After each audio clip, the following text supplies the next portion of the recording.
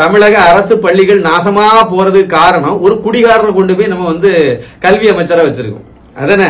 அவர் குடிப்பழக்கம் இல்லைன்னு அவரை சொல்லுங்க சார். நான் பல தடவை சொல்லிட்டேன், அதை பத்தி பேசவே மாட்டாங்க. பேச மாட்டாங்கல்ல, எப்படி இருப்பாங்க சார்? குடிப்பழக்கத்துக்கு அப்படியே கொண்டு போயிட்டாங்க சார். அவர் மட்டும் இல்ல, சமுதாயத்துல எல்லாத்தையும் கொண்டு போயிட்டாங்க.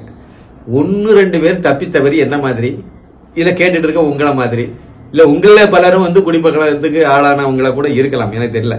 அந்த லெவலுக்கு கொண்டு போயிட்டாங்க. காமராஜர் ஆட்சிக்கு பிறகு நீங்க பாத்தீங்கன்னா எல்லாம் அப்படி படிப்படியா கொண்டு போய் குடிச்சாதான் அது வந்து சமுதாயம் குடிச்சாதல என்னங்க அப்படிங்கிற மாதிரி ஒரு மனநிலைக்கு தள்ளிட்டு போயிட்டாங்க. அதனுடைய உச்சகட்டம் தான் இந்த மாதிரி ஆசிரியரே பள்ளிக்கூடத்துல குடிச்சிட்டு இந்த மாதிரி இடக்கூடியது. இன்னும் நிறைய பள்ளிக்கூடத்துல இதே மாதிரியான செய்தி. மாணவர்கள் வந்து பள்ளிக்கூடத்துல வந்து மாணவிகள் பீர் குடிச்சிட்டு பிறந்த நாள் கொண்டாடுறது, இந்த மாதிரி பீரை வந்து ஓபன் பண்ணி அடிச்சு எங்க போயிட்டு இருக்கு கலாச்சாரம்? தமிழக அரசு பள்ளிக்கூடத்துல மாணவிகள், அரசாங்க பள்ளிக்கூடத்துல படிக்க மாணவிகள் வந்து பஸ்ல பேருந்துல வந்து பீர் பாட்டில வச்சு இல்லைன்னா வேற மதுபான பாட்டில வச்சுட்டு விளையாடுறாங்க. அதை வீடியோ எடுத்து வெளியே வருதுன்னா எவ்வளவு மோசமான நிலைமையில தமிழகம் போயிட்டு இருக்கு. அப்ப இதுல வந்து நான் 2 விஷயம் சொன்ன பாத்தீங்களா. ஒண்ணு, அரசாங்க பள்ளிக்கூடத்துக்கு பிள்ளைகள் வராம போறதுக்கு காரணம் இது. அரசாங்க பள்ளிக்கூடம் எந்த அளவுக்கு மோசமாக இருக்கிறதுங்கிறத இந்த இடத்துல நம்ம புரிஞ்சுக்கிடணும். ஒரு சின்ன செய்தி பத்தி தான் நம்ம இப்ப பேசலாம்னு இருக்கோம். புதுக்கோட்டை மாவட்டம் பொன் அமராவதி பக்கத்துல வந்து வைரம்பட்டின்னு ஒரு கிராமம். இங்க வந்து ஊராட்சி ஒன்றிய தொடக்கப்பள்ளி இருக்கு. இந்த பள்ளிக்கூடத்துல வந்து படிக்கக்கூடிய மாணவர்கள் வந்து 15 பேர் தான் படிக்கிறாங்க. இது வந்து ஊராசிரியர் பள்ளி. இங்க வந்து அந்தோணிங்கிறவர் வந்து ஆசிரியரா பணியாற்றிட்டு இருந்தாரு. அவர் தான் தலைமை ஆசிரியர், அவர் தான் எல்லாமே. ஏன்னா ஓராசிரியர் பள்ளி தானே, அவர் மட்டுமே தான். இந்த 15 மாணவர்களும் வந்து அப்ப எப்படிப்பட்ட சூழ்நிலையில இருப்பாங்க? அப்பா அம்மா எல்லாம் கூலி வேலை செய்யக்கூடிய ஏழைப்பாளைகளுடைய வீட்டு பிள்ளைகள் தான் வந்து இங்க படிச்சுட்டு இருக்காங்க. இந்த ஆசிரியர் அந்தோணி இருக்காருல்ல, இவரு ஒழுங்கா வர்றது கிடையாது, பள்ளிக்கூடத்துக்கே வர்றது கிடையாது ஒழுங்கா. அப்போ ஏன்னா அவர் தானே கையெழுத்து அவர் தானே போட்டுக்கணும். என்னை வர்றாரு அன்னை மொத்தமா கையெழுத்து போட்டு விடுவாங்க. நடைமுறையில இருக்கு, இப்படிதான் இருக்கு. கல்வித்துறை இப்படிதான் போயிட்டு இருக்கு. அப்ப போய் என்னை போறாங்களா, ஏன்னா யாரும் அங்க விசிட் வர மாட்டாங்க, யாரும் செக் பண்ண மாட்டாங்க. இந்த மாதிரியான ஒரு சூழ்நிலையில அது அப்படியே போயிட்டு இருந்து இது ஒரு பக்கம். இன்னொரு பக்கம் என்னன்னா, அந்த அந்தோணிங்கிற ஆசிரியர் வந்து ஒரு குடிகாரனா இருக்கு. முழுக்க குடிச்சிட்டு வகுப்புல வந்து இடந்து உளர்றது, இந்த மாதிரி தான் பாடம் எடுத்திருக்காரு. அதை விட அடுத்த கட்ட கொடுமை என்னன்னா, பள்ளியில வகுப்பு அறையில இருக்கும்ல, டேபிள்லாம் இருக்கும்ல, அந்த டேபிள்லயே வச்சு பாட்டில உடைச்சு அங்கேயே குடிச்சுக்கிட்டு அதை பள்ளி காம்பவுண்டுக்கு உள்ளாலேயே வளாகத்துக்கு உள்ளாலேயே அதை தூக்கி போட்டு இந்த மாதிரிலாம் ரொம்ப உச்சகட்டத்துக்கு போயிட்டார். ஏன்னா அரசாங்கம் என்ன மாதிரி போதனை பண்ணுதோ அதுதானே எல்லாரும் பண்ணுவாங்க. ஆசிரியர்கள் அப்படிங்கிறவங்க வந்து அந்த குரு, மாதா பிதா குரு அப்படிங்கிற இடத்துல எவ்வளவு உயரமான புனிதமான பணி அப்படிங்கறத நம்ம இந்த இடத்துல நம்ம கொஞ்சம் யோசிக்கணும். இந்த இடத்த அப்படிப்பட்ட ஒரு புனிதமான பணியில இருக்கக்கூடியவர் வந்து குடிப்பழக்கத்துக்கு ஆளாகிறதே மிகப்பெரிய கேடு, சமுதாயத்துக்கே சீர்கேடாயிரும். ஆசிரியரை பார்த்து தானங்க மாணவர் ரோல் மாடலா ஆசிரியர் தான் எடுப்பாங்க, அப்பாவை எடுப்பாங்க, ஆசிரியரை எடுப்பாங்க. அப்பாவை விட சில இடத்துல ஆசிரியர் தான் அதுல மேலோங்கி நிற்பார். அவர்தான் வந்து வழிகாட்டியா அமைய முடியும். அப்ப அந்த மாதிரியான, அதுவும் வந்து தொடக்கப்பள்ளி நினைச்சு பாருங்க, 1ஆம் வகுப்புல இருந்து 5ஆம் வகுப்பு வரைக்கும் அங்கதான் படிப்பாங்க. முதல்ல ஒரு ஆசிரியரை பாக்குறதே அங்கதான் பாக்குறாங்க. அந்த ஆசிரியர் ஒரு குடிகாரனா இருந்து, அது ஒரு மொடா குடிகாரனா இருந்து, அது வகுப்பறையிலேயே குடிக்க ஆரம்பிச்சதுன்னா, மாணவர்கள் மத்திய பார்க்கும் போதே குடிச்சிட்டு இருந்துச்சுன்னா அந்த மாணவர்களுடைய எதிர்காலம் என்னவாக இருக்கும்? இந்த அளவுக்கு சீர்கெட்ட ஒரு நிலைமையில இருக்கு. கடைசியில அது பிற ஆளும் வரல. அப்படி 2-3 நாள் தொடர்ந்து வராம இருந்து இதெல்லாம் நடந்து சீரழிஞ்ச உடனே இது பக்கத்துல பெற்றோர்களுக்கு எல்லாம் தெரிஞ்சு பள்ளியோடது பிள்ளைகள் போகுது வருது, அவ்வளவுதான். அங்க வந்து பாடம் சொல்லி கொடுக்க ஆசிரியரும் இல்லை, ஒன்னும் இல்லை. என்னடா இதுன்னு சொன்னோன்னா அப்புறம் பெற்றோர்கள் எல்லாம் சேர்ந்து அப்புறம் அதுக்கு பிறகு அதை ஒரு புகார்லாம் கொண்டு வந்து கொடுத்த பிறகு வந்து அந்த வட்டார கல்வி அலுவலர் ராமதிலகம் அவங்க வந்து அங்க ஒரு சோதனை நடத்தும் போது, ஆமா உண்மைதான், இது எல்லாருமே இவரு மக்கள் சொல்றது குற்றச்சாட்டு உண்மைதான், அங்க அதே மாதிரி தான் இருக்கு அவருடைய நிலவரம். ஆனா அவரு அந்தோணியை காணல, அது வந்து பள்ளிக்கூடத்துக்கே வரல. குடி ஓவரானா அப்படிதான் இருக்கும். தினசரி குடிப்பழக்கம் வந்து குடிக்காம எதுவுமே செய்ய முடியாம வந்து முதல்ல என்னைக்காவது ஒரு நாள் அக்கேஷனல் ட்ரிங்கர், அப்புறம் குடிச்சிட்டு இருப்பாங்க, அந்த ட்ரங்கார்டு அப்படி போகும். அப்புறம் வந்து டெய்லி குடிக்க ஆரம்பிக்கும். டெய்லி வந்து வேலையெல்லாம் முடிச்சுட்டு எடுத்துட்டு போய் குடிக்கிற மாதிரி இருக்கும்போது பிரச்சனை இருக்காது.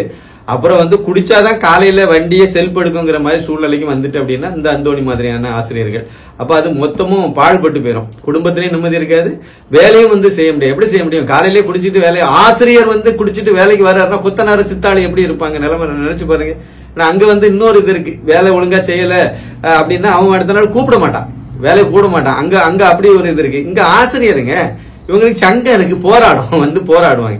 இப்ப ஆசிரியர் பெருமக்களே குடிகாரர்களாக ஆகி இந்த மாதிரி இருந்தனா மாணவ திலகங்கள் எப்படி வரும்? இதுல இருந்து ரெண்டு விஷயத்தை நம்ம வந்து கணக்கில் எடுத்துக்கணும். தமிழக அரசு பள்ளிகள் நாசமா போறதுக்கு காரணம் ஒரு குடிகாரனை கொண்டு போய் நம்ம வந்து கல்வி அமைச்சரா வச்சிருக்கோம். அதானே? அவர் குடிப்பழக்கம் இல்லைன்னு அவரை சொல்லுங்க சார். நான் பல தடவை சொல்லிட்டேன், அதை பத்தி பேசவே மாட்டேங்கிறேன். பேச மாட்டாங்கல்ல, எப்படி இருப்பாங்க சார்? குடிப்பழக்கத்துக்கு அப்படியே கொண்டு போயிட்டாங்க சார். அவர் மட்டும் இல்ல, சமுதாயத்துல எல்லாத்தையும் கொண்டு போயிட்டாங்க. 1-2 பேர் தப்பி தவறி என்ன மாதிரி இதை கேட்டுட்டு இருக்க உங்களை மாதிரி இல்ல, உங்கள பலரும் வந்து குடிப்பழக்கத்துக்கு ஆளானவங்கள கூட இருக்கலாம், எனக்கு தெரியல. அந்த லெவலுக்கு கொண்டு போயிட்டாங்க. காமராஜர் ஆட்சிக்கு பிறகு நீங்க பாத்தீங்கன்னா எல்லாம் அப்படி படிப்படியா கொண்டு போய் குடிச்சாதான் அது வந்து சமுதாயம், குடிச்சாதல என்னங்க அப்படிங்கிற மாதிரி ஒரு மனநிலைக்கு தள்ளிட்டு போயிட்டாங்க. அதனுடைய உச்சகட்டம் தான் இந்த மாதிரி ஆசிரியரே பள்ளிக்கூடத்துல குடிச்சிட்டு இந்த மாதிரி இடக்கூடியது. இன்னும் நிறைய பள்ளிக்கூடத்துல இதே மாதிரியான செய்தி. மாணவர்கள் வந்து பள்ளிக்கூடத்துல வந்து மாணவிகள் பீர் குடிச்சிட்டு பிறந்த நாள் கொண்டாடுறது, இந்த மாதிரி பீரை வந்து ஓபன் பண்ணி அடிச்சு எங்க போயிட்டு இருக்கு கலாச்சாரம்? தமிழக அரசு பள்ளிக்கூடத்துல மாணவிகள், அரசாங்க பள்ளிக்கூடத்துல படிக்க மாணவிகள் வந்து பஸ்ல பேருந்துல வந்து பீர் பாட்டில வச்சு இல்லைன்னா வேற மதுபான பாட்டில வச்சுட்டு விளையாடுறாங்க. அதை வீடியோ எடுத்து வெளியே வருதுன்னா எவ்வளவு மோசமான நிலைமையில தமிழகம் போயிட்டு இருக்கு. அப்ப இதுல வந்து நான் ரெண்டு விஷயம் சொன்ன பாத்தீங்களா. ஒண்ணு, அரசாங்க பள்ளிக்கூடத்துக்கு பிள்ளைகள் வராம போறதுக்கு காரணம் இது. அரசாங்க பள்ளிக்கூடம் எந்த அளவுக்கு மோசமாக இருக்கிறதுங்கிறத இந்த இடத்துல நம்ம புரிஞ்சுக்கிடணும். அதனாலதான் வந்து தர்மேந்திர பிரதான், மத்திய கல்வி அமைச்சர் தர்மேந்திர பிரதான் பாராளுமன்றத்துல சொன்னார். அதாவது ஒரு 4 வருஷத்துக்கு முன்னாடி பாத்தீங்கன்னா தமிழக அரசாங்க பள்ளிக்கூடத்துல வந்து தமிழ் வழி, மொத்தத்துல தமிழகத்துல தமிழ் வழி கல்வி வந்து 64% இருந்தது. 64% இருந்தது வந்து அப்போ அது அதிகமான பிள்ளைகள் வந்து தமிழ் வழிங்கிறது 4 வருஷம் தான் அதுக்கு முன்னாடி. ஆனா இன்றைய நிலவரப்படி 4 வருஷத்துக்கு பின்னாடி எடுத்து பார்க்கும்போது 33.4% குறைஞ்சு போச்சுன்னு சொல்லி அவர் ஒரு கவலையான ஒரு விஷயத்த சொன்னார். தமிழ் வழியில படிக்கக்கூடிய தமிழகத்தில் உள்ள குழந்தைகளுடைய எண்ணிக்கை வந்து 34.6% சுருங்கிட்டு குறைஞ்சிட்டு. அப்படின்னா அரசாங்க பள்ளிக்கூடத்துல தான் தமிழ் சொல்லிக் கொடுக்குறாங்க, அங்கேயும் ஆங்கிலமும் சொல்லிக் கொடுக்க ஆரம்பிச்சு அங்கேயும் பாதிங்க மாதிரி திரும்பி போயிட்டு. அப்படின்னா தமிழ் வழி தமிழன்னு சொல்றதுல என்ன அர்த்தம் இருக்கும்? இது முதல் பாயிண்ட். 2வது பாயிண்ட், கல்வி தரம். அரசாங்க பள்ளிக்கூடத்துல இந்த மாதிரிப்பட்ட தரத்துல ஏற்கனவே கல்வி திட்டமே தரங்கட்ட கல்விதான். சமச்சீர் கல்வி திட்டம்னு சொல்லக்கூடியது கேடு கெட்ட எதுக்கும் லாய்க்கில்லாத ஒரு கல்வி திட்டம். இந்த கல்வி திட்டத்துல படிச்சா பிள்ளைகள் எப்படி விளங்காது. அப்போ அதனால என்ன செய்யறாங்க பெற்றோர்கள், என்னதாவது அடகிடக வச்சாது கொண்டு போய் தனியார் பள்ளிக்கூடத்துல சேர்ப்போம்னு சேர்க்கிறாங்க. அங்க வந்து இந்தியும் சொல்லிக் கொடுப்பாங்க, வேற மொழிகளையும் சொல்லிக் கொடுக்குறாங்கன்னு சொல்லி ஒரு தரமான கல்வி. முக்கியமா தரமான கல்வி ஒரு முக்கியமான கிரைட்டீரியா. அப்ப தரமான கல்வி அங்க படிச்சா பிள்ளைகளுடைய எதிர்காலம் நல்லா இருக்கும்னு நினைக்கிறாங்க. அரசாங்க பள்ளிக்கூடத்துல படிச்சா பிள்ளைகளுடைய எதிர்காலம் நாசமாயிடும்னு நினைக்கக்கூடிய அளவுக்கு தமிழக மக்களுடைய மனநிலையில இது கொண்டு போய் சேர்த்திருக்குங்கிறது தான் இதுல நம்ம ரொம்ப புரிஞ்சுக்க வேண்டிய விஷயம். இதுல வந்து இந்த இப்படிப்பட்ட அரசாங்க பள்ளிக்கூடத்துல படிச்ச பிள்ளைகள்னாலதான் தமிழகத்துல வந்து கல்வி திட்டம் வந்து மிக உயர்ந்த இடத்துல இருக்குன்னு எந்த மடப்பையிலாவது சொன்னா செருப்பு கலத்தி அடிக்கணும்னு தோணாதா? தமிழகத்தினுடைய அரசியல்வாதிகள் இப்படிதான் சொல்றாங்க. மு.க. ஸ்டாலின்ல இருந்து ஆரம்பிச்சு, கனிமொழியில இருந்து ஆரம்பிச்சு எல்லா அமைச்சர் பெருமக்களும் இதான் சொல்றாங்க. அப்ப தமிழகத்துல கல்வி உயர்ந்திருக்கிறது உண்மை. எங்க உயர்ந்திருக்கு? தனியார் பள்ளிக்கூடத்துல படிச்சது மூலமாக, மாணவ மாணவிகள் சாதிப்பதன் மூலமாக தமிழகத்துல கல்வி உயர்ந்திருக்குங்கிறத அது கொண்டு வருது. அரசாங்க பள்ளிக்கூடம் என்ன ஆச்சு? ஏழைப்பாளைகளுடைய ஏரியா என்ன ஆச்சு? அதுதானே நம்ம பார்க்கணும். இதைத்தான் வந்து கையில் எடுத்திருக்காரு திரு அண்ணாமலை ஐபிஎஸ். அவர் கையில் எடுத்து, அதாவது சமக்கல்வி சம உரிமை அப்படிங்கிற மாதிரி, நம் உரிமை அப்படிங்கிற மாதிரி ஒரு கோஷத்தோட முன்னெடுத்து அதுக்கு ஒரு கையெழுத்து இயக்கத்தை தொடங்கினாரு. ஆன்லைன்ல கிட்டத்தட்ட 8,50,000 தாண்டி போயிட்டு இருக்கு. ஆஃப்லைன்ல வந்து அது 18 லட்சத்தை தாண்டி போயிட்டு, நேற்றுக்கு அவரு அறிவிச்ச கணக்குப்படி 26 லட்சத்தை தாண்டி கையெழுத்து போயிட்டு இதுவரைக்குமே. அப்படின்னா மக்கள் எந்த அளவிற்கு அந்த மோடி அரசாங்கம் கொண்டு வந்திருக்க புதிய தரமான கல்வியை வரவேற்கிறாங்க. 3வது மொழியை படிக்கிறது தப்பு இல்லை, அது கண்டிப்பா தேவைங்கிறத எல்லாருமே அதானே விரும்புறாங்க. நீங்க பாருங்களேன், தமிழ் வழியில படிக்கிறவங்க 36.4%, பாக்கி 64% எந்த இடத்துல இருக்காங்க? அவ்வளவு பேரும் மும்மொழி திட்டத்துல தான் படிச்சுட்டு இருக்காங்க.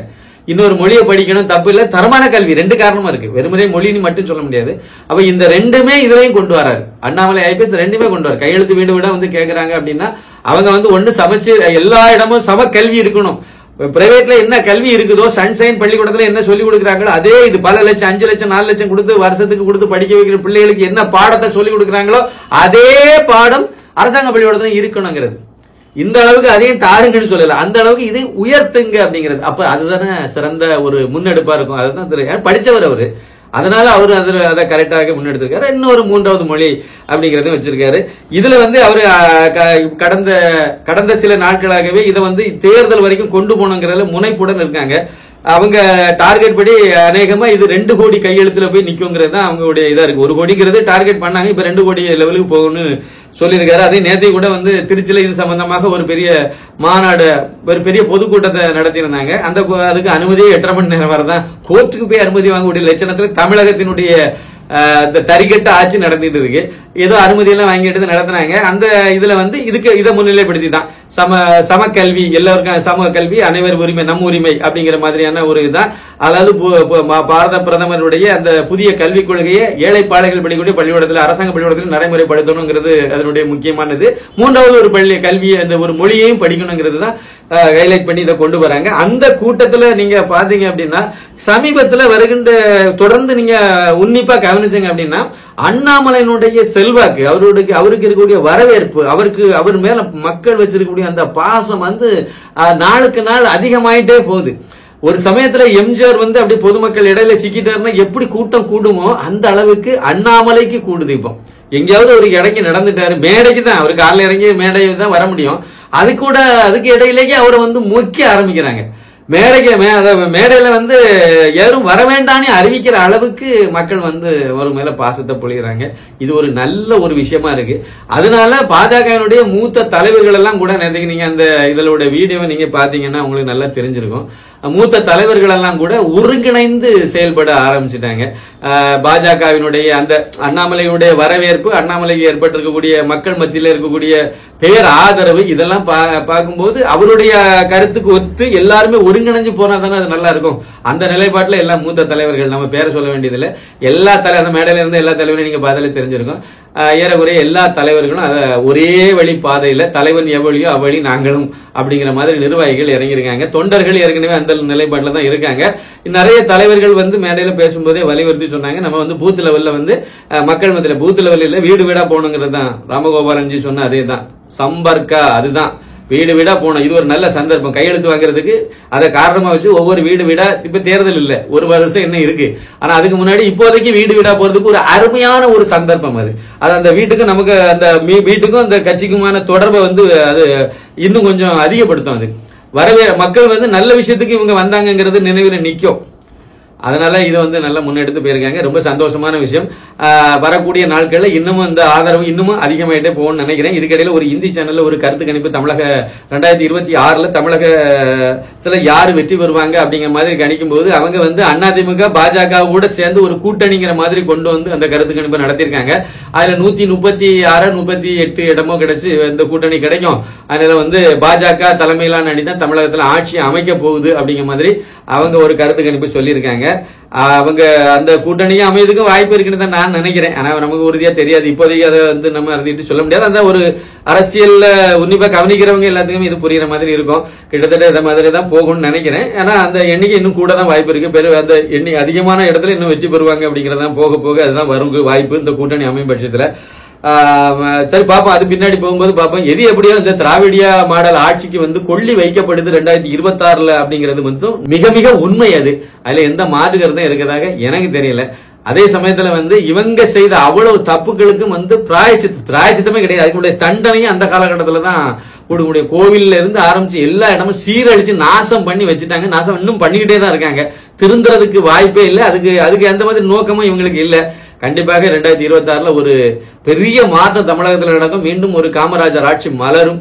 திரு அண்ணாமலை IPS முதலமைச்சராக வருவார் அப்படிங்கிறது என்னுடைய நம்பிக்கை. நன்றி, வணக்கம்.